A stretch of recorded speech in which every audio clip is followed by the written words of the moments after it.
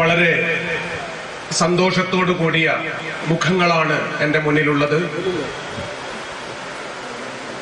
നമ്മളെല്ലാവരും ഒരു ചുമട് തലയിൽ വെച്ച് ആ ചുമട് ഒന്ന് ഇറക്കി വെച്ച് ഒരു സ്ഥലത്ത് ഇരിക്കുമ്പോൾ നമ്മൾക്ക് കിട്ടുന്ന ഒരു സുഖമുണ്ടല്ലോ, അതാണ് ഇന്ന് നമുക്ക് എല്ലാവർക്കും കിട്ടുന്നത്.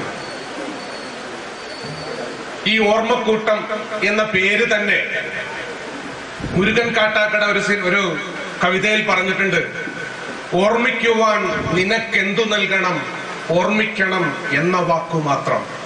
അതൊരിക്കലും ഒരു കാമുകൻ കാമുകിക്ക് കൊടുത്തതല്ല.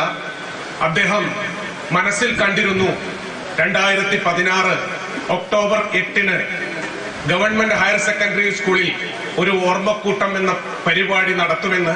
അത് ഉദ്ദേശിച്ചുകൊണ്ടാണ് ഓർമ്മിക്കുവാൻ നിനക്കെന്തു നൽകണം, ഓർമ്മിക്കണം എന്ന വാക്കു മാത്രം.